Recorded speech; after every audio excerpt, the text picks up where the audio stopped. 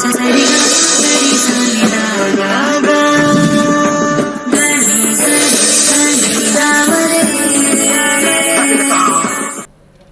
ವೀಕ್ಷಕರೇ, ಶುಭೋದಯ. ಕರ್ನಾಟಕ ನ್ಯೂಸ್ ಬೀಟ್ಗೆ ಸ್ವಾಗತ. ಹಾಗೆ ನಕ್ಷತ್ರ ನಾಡಿ ವಿಶೇಷ ನೇರ ಪ್ರಸಾರ ಕಾರ್ಯಕ್ರಮಕ್ಕೂ ಕೂಡ ನಿಮ್ಗೆಲ್ಲರಿಗೂ ಕೂಡ ಸ್ವಾಗತ. ನಾನು ಕಾವ್ಯ ವಿಶ್ವಕರ್ಮ.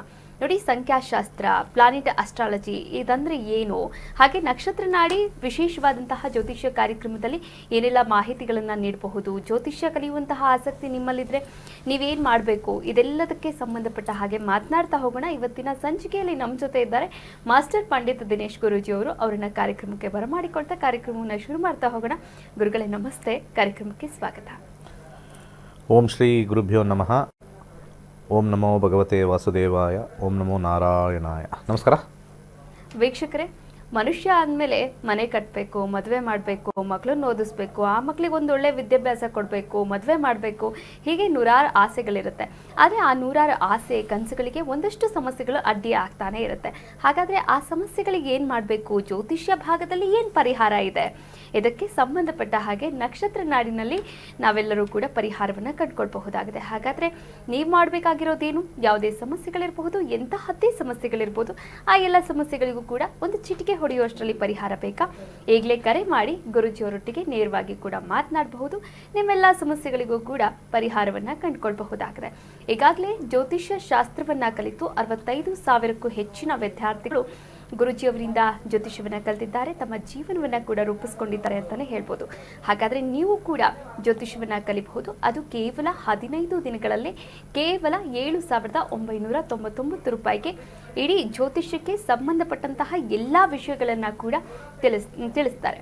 ಅಂದರೆ ಕಲರ್ ಥೆರಪಿ ಆಗಿರ್ಬೋದು, ಸಂಖ್ಯಾಶಾಸ್ತ್ರ ಆಗಿರಬಹುದು, ಇದೆಲ್ಲದರ ಬಗ್ಗೆಯೂ ಕೂಡ ಮಾಹಿತಿಯನ್ನು ನೀಡ್ತಾರೆ. ಅದರ ಜೊತೆಗೆ ಒಂದು ಬಹುಮುಖ್ಯವಾದಂತಹ ವಿಚಾರ ಏನು ಅಂದರೆ, ಒಂದು ಸೀಕ್ರೆಟ್ ಆ್ಯಪ್, ಅಂದರೆ ಡೀಪ್ ಸೀಕ್ರೆಟ್ಸ್ ಎನ್ನುವಂತಹ ಆ್ಯಪ್, ಅಂದರೆ ಜ್ಯೋತಿಷ್ಯಕ್ಕೆ ಸಂಬಂಧಪಟ್ಟಂತಹ ಎಲ್ಲ ವಿಚಾರಗಳು ಕೂಡ ಆ ಒಂದು ಆ್ಯಪ್ನಲ್ಲಿರುವಂಥದ್ದು. ಆ ಆ್ಯಪ್ ಕೂಡ ತಮ್ಮದಾಗಿಸ್ಕೊಳ್ಬಹುದು.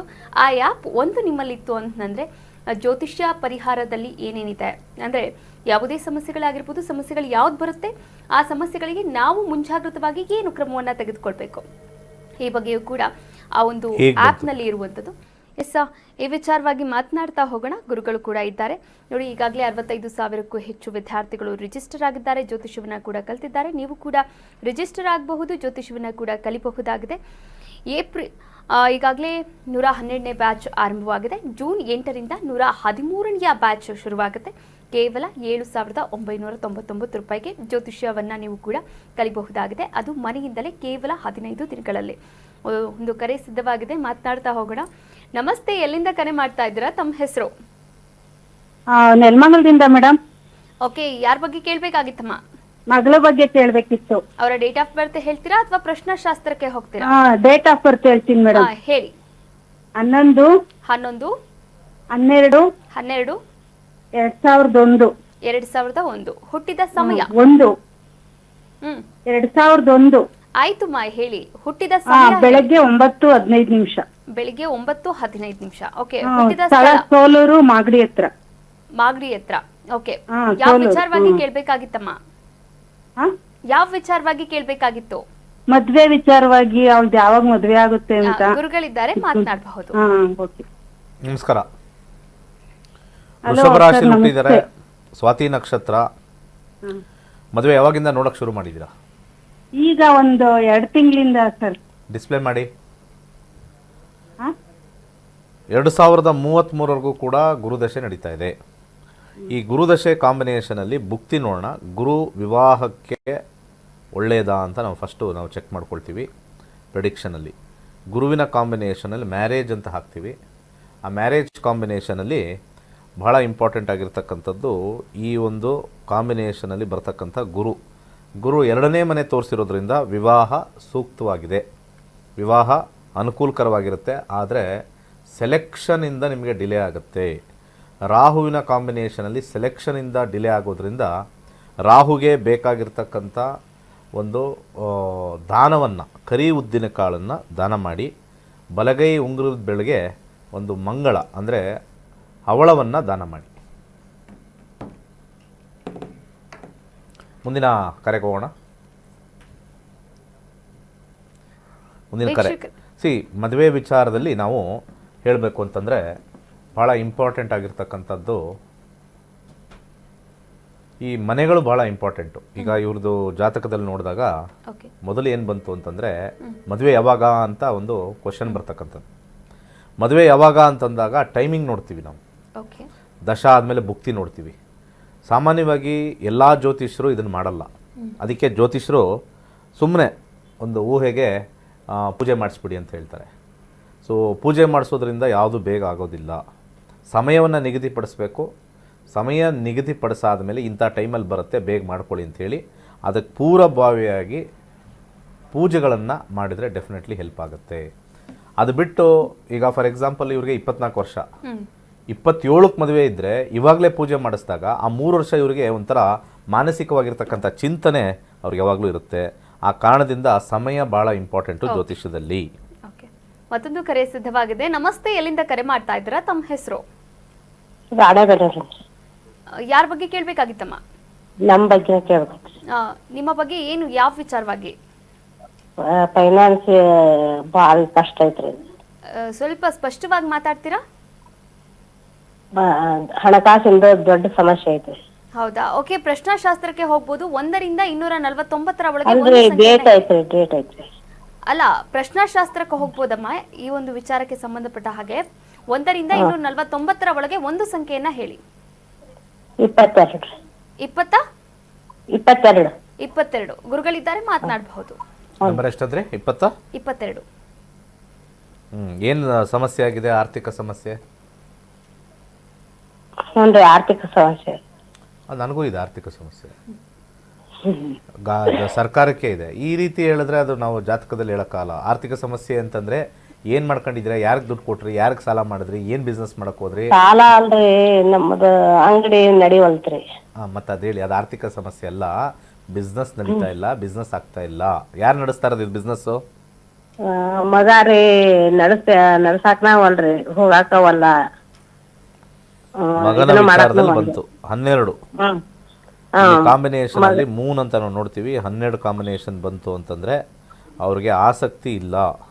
ಶುಕ್ರ ದಶೆ 36 ಕಾಂಬಿನೇಷನ್ ಬಂದ್ರೆ ನೀವು ಯಾವ ಬಿಸ್ನೆಸ್ ಹಾಕೊಟ್ರು ಕೂಡ ಲಾಸ್ ಮಾಡ್ತಾರೆ.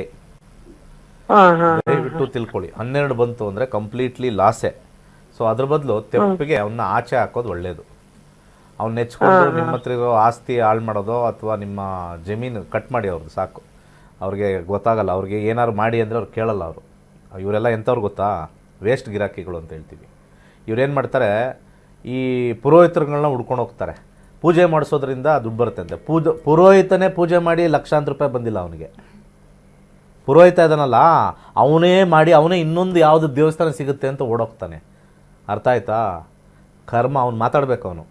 ಅವನೊಬ್ಬ ಪರರ ಹಿತವನ್ನು ಕಾಯಿಸ್ತಕ್ಕಂಥ ಪುರೋಹಿತ ಮಾತಾಡಬೇಕು. ನೋಡಮ್ಮ, ಕರ್ಮ ನಂದು ಇಷ್ಟೇ ದುಡ್ಡು, ನಿನ್ನ ಜಾತಕದಲ್ಲಿ ಇದೆಯಾ, ದುಡ್ಡು ಬರೋದಿದೆಯಾ ಅಂತ ನೋಡಿ ಮಾಡಿಸ್ಬೇಕು. ಇವತ್ತು ಏನು ಮಾಡಿಬಿಟ್ಟಿದ್ದಾರೆ, ಇದನ್ನು ಬಿಸ್ನೆಸ್ ಅಂತ ಹೇಳ್ತಾ ಇರೋದು ತಪ್ಪೇನಲ್ಲ. ಇದು ಖಂಡಿತ ಇದು ಬಿಸ್ನೆಸ್ಸೇ. ಆದರೆ ಈ ಬಿಸ್ನೆಸ್ಸಲ್ಲಿ ಹೇಗಿರಬೇಕು ಅಂತಂದರೆ, ಆ ಜಾತಕದಲ್ಲಿ ಇದ್ದರೆ ಮಾತ್ರನೇ ಪೂಜೆ ಮಾಡಿಸಿ. ಇಲ್ಲಾಂದರೆ ಯಾಕೆ ಪೂಜೆ ಮಾಡಿಸ್ಬೇಕು? ತುಂಬ ಜನ ಎಲ್ಲ ನಾಟಕ ಆಡ್ತಾರೆ. ನೀವು ಬನ್ನಿ, ನಮ್ಮ ಕ್ಷೇತ್ರಕ್ಕೆ ಬನ್ನಿ, 11 ರೂಪಾಯಿ ಕೊಡಿ, ನಮಗೆ ಒಳ್ಳೇದಾಗ್ಬಿಡುತ್ತೆ. ಆಮೇಲೆ ಅಲ್ಲೇನಾದ್ರು ಬಂದಿದ್ದ ತಕ್ಷಣ ನಿಮಗೆ ತುಂಬ ಸಮಸ್ಯೆ ಇದ್ದರೆ ಇಲ್ಲೇನಾರು ಹಾಕಿ. ಇವೆಲ್ಲ ಜ್ಯೋತಿಷ್ಯದಲ್ಲಿ ಇದೆ ಅಂದರೆ ಇದೆ, ಇಲ್ಲ ಅಂದರೆ ಇಲ್ಲ. ಇವರ ಜಾತಕದಲ್ಲಿ ಪ್ರಶ್ನಾಶಾಸ್ತ್ರದಲ್ಲಿ 12 ಅಂತ ಶುಕ್ರದಲ್ಲಿ ಬಂದಾಗ ಇಲ್ಲಿ ಡೌನ್ ಬಂದಿದೆ. ಗ್ರಹಗಳು ಹೇಳ್ಬಿಟ್ಟಿದ್ದಾವೆ ಈ ಕಾಂಬಿನೇಷನ್. ಏನಕ್ಕೆ ನಾನು ಎಕ್ಸ್ಪ್ಲೇನ್ ಮಾಡ್ತಾ ಇದ್ದೀನಿ ಈ ಕಾಂಬಿನೇಷನ್ ಅಂದರೆ, 12-5 ಇದೆ ಈ ಕಾಂಬಿನೇಷನಲ್ಲಿ.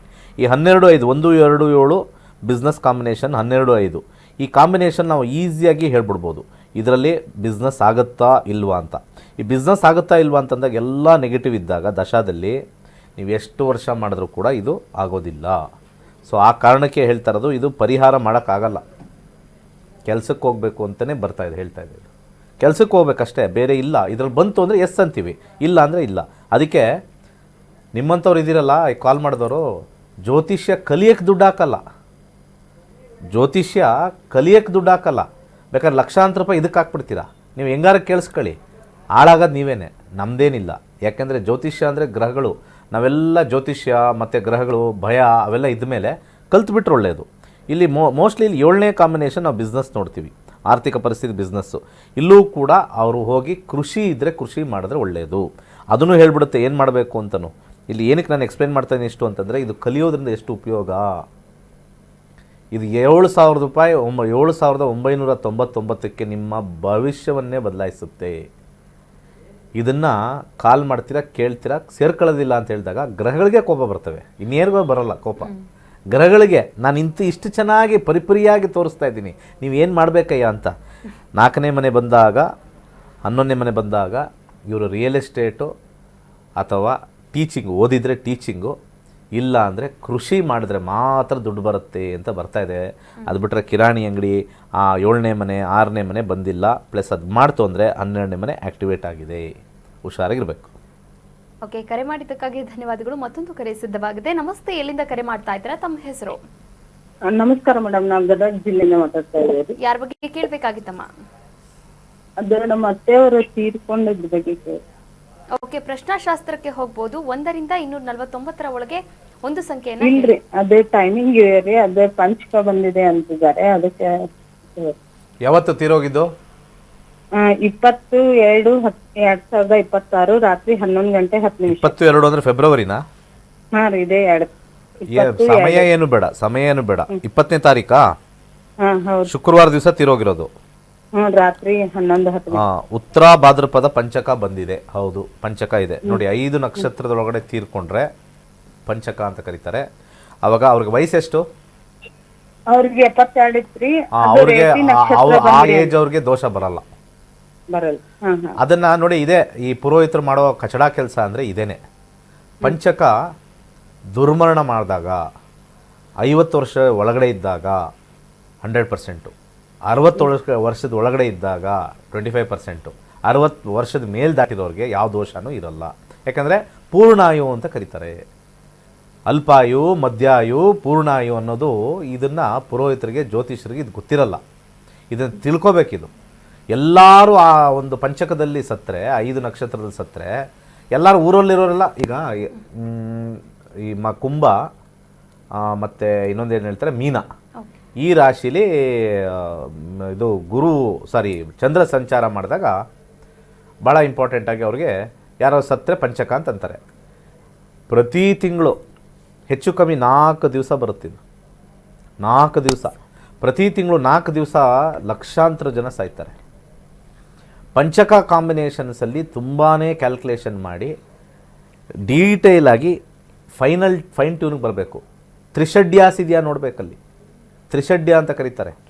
ತಿಥಿ ಸಮಸ್ಯೆ ಇದೆಯಾ ನೋಡಬೇಕು, ವಾರ ಸಮಸ್ಯೆ ಇದೆಯಾ ನೋಡಬೇಕು, ಅರ್ಥ ಆಯ್ತಲ್ವಾ? ಹಾಗೆ ನಕ್ಷತ್ರ ಸಮಸ್ಯೆ ಇದೆಯಾ ಅಂತ ನೋಡಬೇಕು. ಈ 3 ಜೊತೆ ಬರ್ತಕ್ಕಂಥ ಆ ಒಂದು ದಿನದಲ್ಲಿ ಏನಾದ್ರು ಶನಿವಾರ ಬಂದಿದ್ದರೆ ಘಾತ ಆಗುತ್ತೆ, ಮಂಗಳವಾರ ಸತ್ತಿದ್ರೆ ಘಾತ ಆಗುತ್ತೆ, ಶುಕ್ರವಾರ ಶುಭ, ವಯಸ್ಸಾಗಿರೋದು ಶುಭ.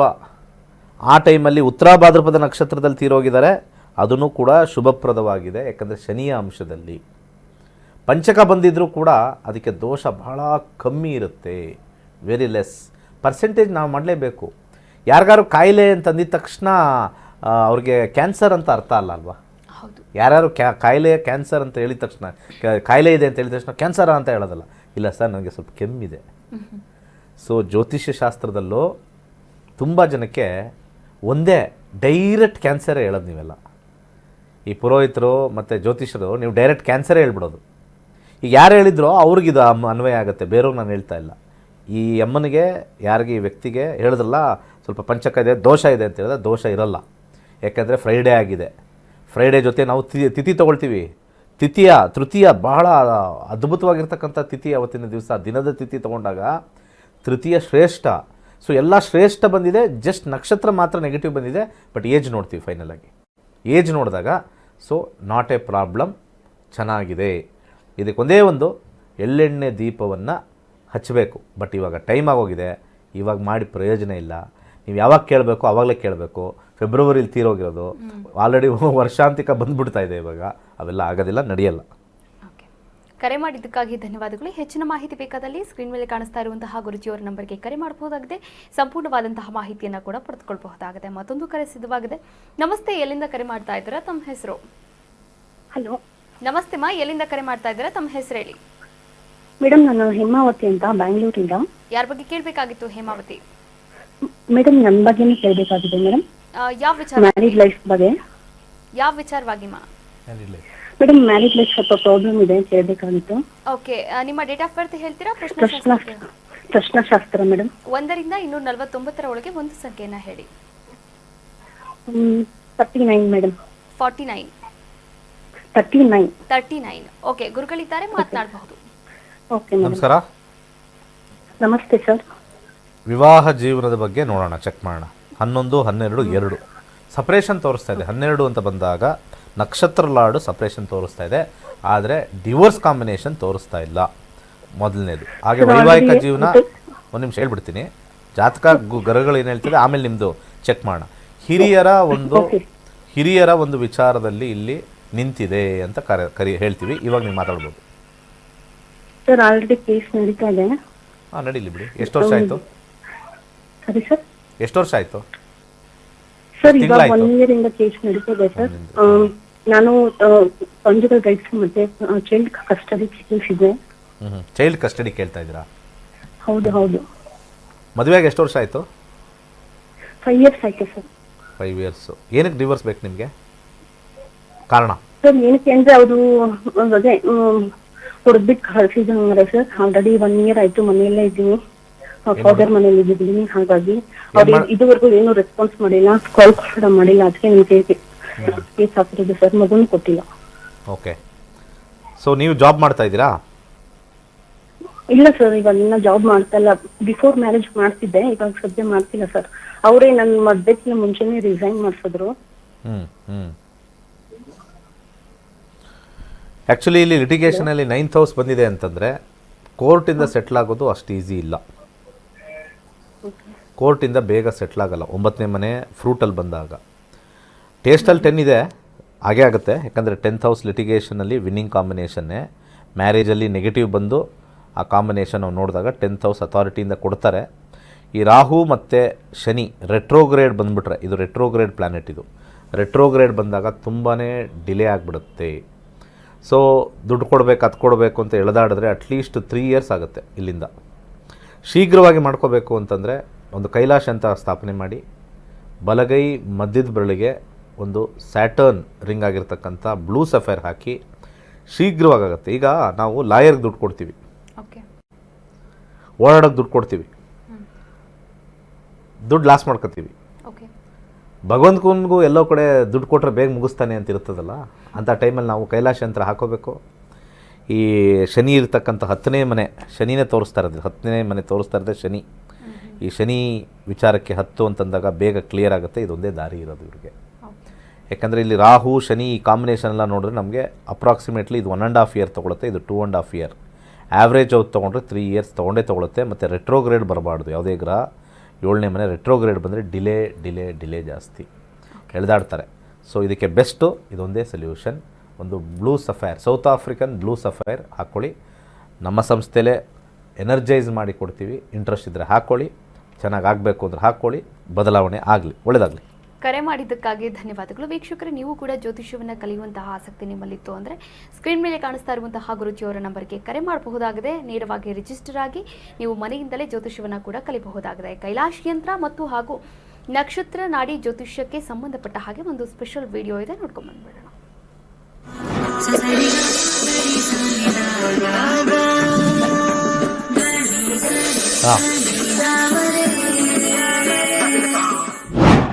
ನಕ್ಷತ್ರ ನಾಡಿ ಜ್ಯೋತಿಷ್ಯ ತರಗತಿ 113ನೇ ಬ್ಯಾಚ್. ಪಂಡಿತ್ ದಿನೇಶ್ ಗುರೂಜಿ ರವರೊಂದಿಗೆ ನಕ್ಷತ್ರ ನಾಡಿ ಜ್ಯೋತಿಷ್ಯದ ಶಕ್ತಿಶಾಲಿ ವಿಜ್ಞಾನದಲ್ಲಿ ನಿಮ್ಮ ಪ್ರಯಾಣವನ್ನು ಆರಂಭಿಸಿ. ಈ ಕೋರ್ಸ್ ಆರಂಭಿಕರಿಗೆ ಮಾತ್ರವಲ್ಲದೆ ಜ್ಯೋತಿಷ್ಯದ ಜ್ಞಾನವನ್ನು ಆಳವಾಗಿ ಅರಿತು ಜೀವನದಲ್ಲಿ ಅನ್ವಯಿಸಲು ಬಯಸುವ ಎಲ್ಲರಿಗೂ ಸೂಕ್ತವಾಗಿದೆ. ನಮಸ್ಕಾರ ವೀಕ್ಷಕರೇ, ನನ್ನ ಹೆಸರು ಕಿರಣ್ ಅಂತ, ಬ್ಯಾಂಗ್ಳೂರಿಂದ. ನಾನು ನಕ್ಷತ್ರ ನಾಡಿ 73rd ಬ್ಯಾಚ್ ಸ್ಟೂಡೆಂಟು.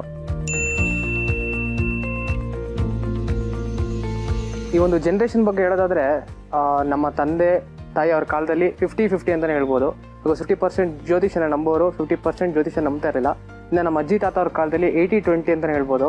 80% ನಮ್ಮ ಶಾಸ್ತ್ರಗಳನ್ನ, ಪಂಚಾಂಗಗಳನ್ನ ತುಂಬಾ ನಂಬೋರು. ಆ್ಯಂಡ್ ಈಗ ನಮ್ಮ ಜನ್ರೇಷನಲ್ಲಿ ಏನಾಗ್ಬಿಟ್ಟಿದೆ, ಅದು ಆಪೋಸಿಟ್ ಆಗಿಬಿಟ್ಟಿದೆ. 20:80 ಆಗಿಬಿಟ್ಟಿದೆ. ಅದರಲ್ಲೂ 20%ಅಲ್ಲಿ ತುಂಬ ಜನ ಆ್ಯಕ್ಚುಯಲ್ ಜ್ಯೋತಿಷ ಏನಾದರೂ ಎಸೆನ್ಸ್ ಅಂತ ತಿಳ್ಕೊಳ್ಳಲ್ಲ. ಆ ಒಂದು ಫಾಲ್ಸ್ ಸ್ಟೇಟ್ಮೆಂಟ್ ಆಗಲಿ, ಒಬ್ಬ ಫಾಲ್ಸ್ ಜ್ಯೋತಿಷ ಹತ್ರ ಹೋಗಿ ಅವರ ಒಂದು ನಂಬಿಕೆನ ಕಳ್ಕೊಂಡಿದ್ದಾರೆ. ಸೊ ಇದು ಚೇಂಜ್ ಆಗಬೇಕು. ಸೊ ಈಗ ನಕ್ಷತ್ರ ನಡಿ ಕ್ಲಾಸ್ ಅಥವಾ ನಕ್ಷತ್ರ ನಡಿ ಸಬ್ಜೆಕ್ಟ್ ಬಗ್ಗೆ ಹೇಳೋದಾದ್ರೆ ಇಲ್ಲಿ ಬೆಸ್ಟ್ ಪಾರ್ಟ್ ಏನು ಅಂದರೆ ನಿಮ್ಗೆ ಯಾವುದೇ ರೀತಿ ದೋಷ, ಈಗ ಯಾವ ರೀತಿ ಟ್ರೆಂಡ್ ನಡೀತಾ ಇದೆ, ಒಂದು ಪೂಜೆ ಆಗಿರ್ಬೋದು, ಹೋಮ, ಆ ಟೆಂಪಲ್ ವಿಸಿಟ್ ಮಾಡಿ, ಈ ಟೆಂಪಲ್ ವಿಸಿಟ್ ಮಾಡಿ, ಈ ಥರ ಯಾವುದನ್ನು ಹೇಳಲ್ಲ. And prediction wise, accuracy wise this is the best ಅಂತಲೇ ಹೇಳ್ಬೋದು. ಈಗ ನೀವು ನೋಡೋದಾದರೆ ಈಗ ಕೊರೋನಾ ಏನು ನಡೀತಾ ಇದೆ ಟ್ರೆಂಡಲ್ಲಿ, ಇದನ್ನು ಅವರು 2 ಏಪ್ರಿಲ್ 2019 ಪ್ರಿಡಿಕ್ಟ್ ಮಾಡಿದ್ದಾರೆ. ಆ್ಯಂಡ್ ನಮ್ಮ ಕೈಯಲ್ಲೂ ಕ್ಲಾಸಲ್ಲಿ ಪ್ರಶ್ನಾಶಾಸ್ತ್ರ ಅನ್ನೋ ಮೆಥಡ್ ಹಾಕಿಸಿ ನೋಡಿದಾಗ ಯಾವಾಗ ಎಂಡ್ ಆಗುತ್ತೆ, ಯಾವ ರೀತಿ ಇದ್ರ ಗ್ರಾಫ್ ಹೋಗುತ್ತೆ, ಯಾವ ರೀತಿ ಇಳಿಯುತ್ತೆ, ಇದನ್ನೆಲ್ಲ ಹೇಳ್ಕೊಟ್ಟಿದ್ದಾರೆ. ಸೊ ಈ ಒಂದು ಡಿವೈನ್ ಸಬ್ಜೆಕ್ಟು ಕಲಿದಲ್ಲೇ ಇದ್ರ ಬಗ್ಗೆ ಮಾತಾಡೋದಾಗಲಿ, ಡಿಬೇಟ್ ಮಾಡೋದಾಗಲಿ, ಹೀಯಾಳ್ಸೋದಾಗಲಿ ಮಾಡೋಕ್ಕೆ ಹೋಗ್ಬಾರ್ದು, ತಪ್ಪು. ಶ್ರದ್ಧಾ ಭಕ್ತಿಯಿಂದ ಇಟ್ಟು ಕಲ್ತರೆ ಈ ಒಂದು ಡಿವೈನ್ ಸಬ್ಜೆಕ್ಟ್ ತುಂಬಾ ಈಸಿ ಆಗುತ್ತೆ ನಿಮಗೆ. ಕೋರ್ಸ್ ವಿವರಗಳು. ಪ್ರಾರಂಭ ದಿನಾಂಕ 8ನೇ ಜೂನ್ 2026. ಕೋರ್ಸ್ ಶುಲ್ಕ 7,999 ಮಾತ್ರ. ನೀವು ಪಡೆಯುವವು 15 ಲೈವ್ ಇಂಟರಾಕ್ಟಿವ್ ತರಗತಿಗಳು, ಉಚಿತ 3 ತಿಂಗಳ ಆಪ್ ಪ್ರವೇಶ, ಅಧ್ಯಯನ ಸಾಮಗ್ರಿಗಳು, ಉಚಿತ ಈ ಪ್ರಮಾಣ ಪತ್ರ. ತರಗತಿ ಸಮಯಗಳು: ಬೆಳಗ್ಗೆ 11 ರಿಂದ 12:30, ಸಂಜೆ 7:30 ರಿಂದ 9. ಇಂದೇ ನಕ್ಷತ್ರನಾಡಿ ಜ್ಯೋತಿಷ್ಯ ಕೋರ್ಸ್ಗೆ ಸೇರಿ ಮತ್ತು ನಿಮ್ಮ ಜೀವನವನ್ನು ರೂಪಾಂತರಗೊಳಿಸಿ. ವೀಕ್ಷಕರೇ, ಕೈಲಾಶ್ ಯಂತ್ರವನ್ನ ನೀವು ಕೂಡ ಸ್ಥಾಪನೆ ಮಾಡಬಹುದು, ಪೂಜೆ ಮಾಡಬಹುದು. ಪೂಜೆ ಮಾಡೋದ್ರಿಂದ ಶುಭ ಫಲವನ್ನ ಕೂಡ ಪಡೆಯಬಹುದಾಗಿದೆ. ಈಗಾಗಲೇ ಕಾರ್ಯಕ್ರಮವನ್ನು ಮುಗಿಸುವಂತಹ ಹಂತಕ್ಕೆ ತಲುಪಿದ್ದೇವೆ. ಇಂದಿನ ಸಂಚಿಕೆಯಲ್ಲಿ ಸಾಕಷ್ಟು ವಿಚಾರಗಳ ಬಗ್ಗೆ ಗುರುಜಿಯವರು ಮಾಹಿತಿಯನ್ನು ನೀಡಿದ್ದಾರೆ. ಧನ್ಯವಾದಗಳು ಗುರುಗಳೇ. ಸರ್ವೇ ಜನ ಸುಖಿನೋ ಭವಂತು. ವೀಕ್ಷಕರೇ, ಇದಾಗಿತ್ತು ಇವತ್ತಿನ ನಕ್ಷತ್ರ ನಾಡಿ ವಿಶೇಷ ನೇರ ಪ್ರಸಾರ ಕಾರ್ಯಕ್ರಮ. ನೋಡ್ತಾ ಇರಿ ಕರ್ನಾಟಕ ನ್ಯೂಸ್ ಬೀಟ್. ನ್ಯಾಯ ನಮ್ಮೊಂದಿಗೆ, ನಾವು ನಿಮ್ಮ